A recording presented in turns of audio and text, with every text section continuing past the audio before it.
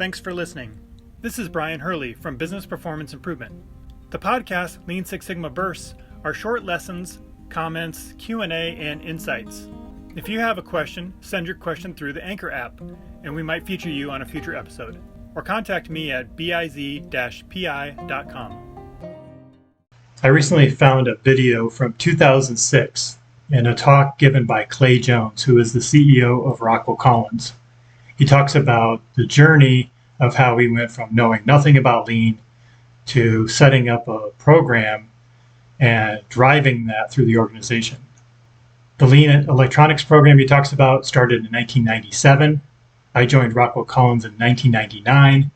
I had come out of school with a statistics degree and a quality management master's degree, and I was trying to figure out my place in the company as a statistician, and ultimately moved into quality and ultimately into process improvement.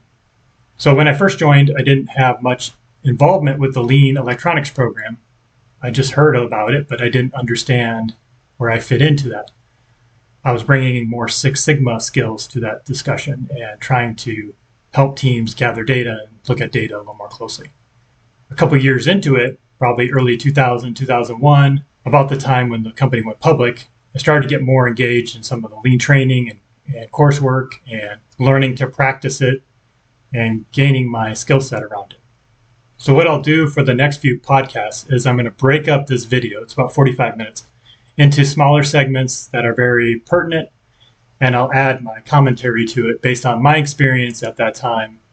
Looking back, I have a lot to be thankful for at my time at Rockwell Collins, and Clay Jones was one of those reasons. If he didn't bring Lean Electronics to the company, I don't know if I'd be doing this work.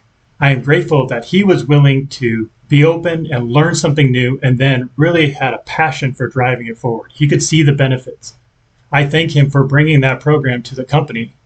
Again, I don't know if I would be doing this exact kind of work or not had I not gotten that opportunity to work at that company and see a CEO drive process improvement from the beginning. So hopefully these videos inspire you that it can happen at your company, no matter what state it's in.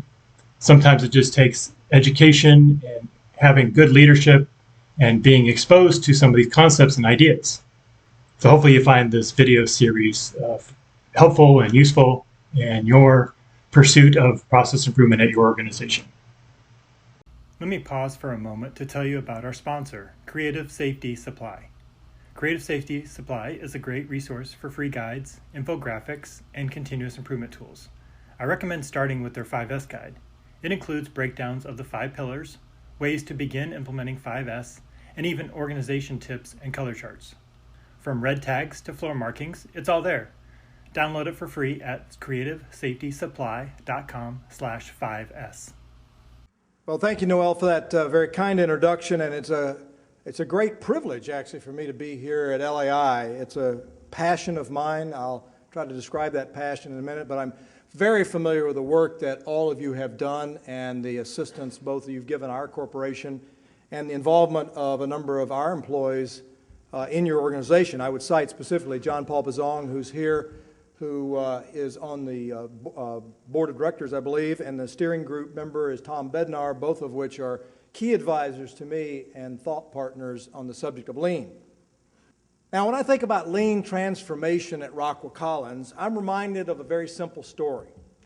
It's a story of 2 hikers that are out in the forest who get chased by a bear. Many of you probably heard this story.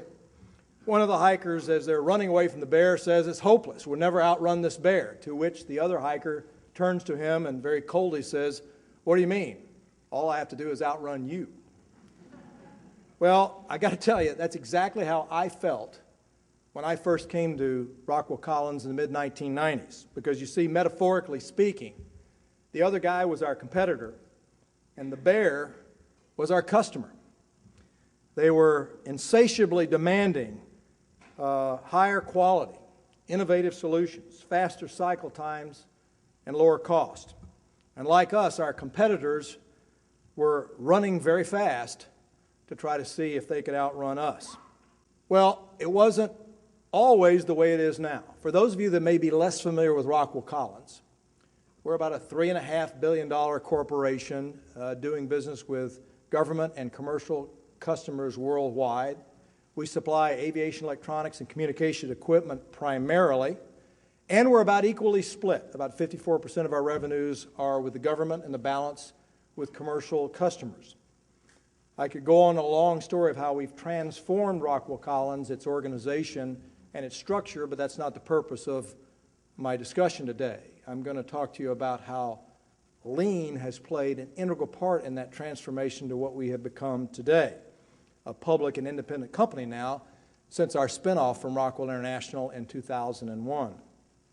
But in the mid-1990s, Rockwell Collins, I should say, was a very different company in many, many ways, not the least of which was the way that it looked at trying to structure its efficiency drivers. And at that time, because of the disparate nature of our company, very unintegrated, very decentralized, each one of these parts having a different efficiency driver, we were faced with a workforce that is somewhat cynical about the revolving door of consultants that were coming through on a regular basis telling how they were going to help make us better. In the midst of that environment, when I arrived, I went around and talked to all of our customers, and the resounding theme, even then in 1995, is you got to get your costs down. Your prices are too high for us to be successful. You've got to reduce that. And in fact, the mantra in the commercial business where I was at the time was, you got to get your costs down 30% in 3 years. And as I came reeling back to our headquarters after listening to these continuous entreaties, I realized we had no earthly idea how to do that.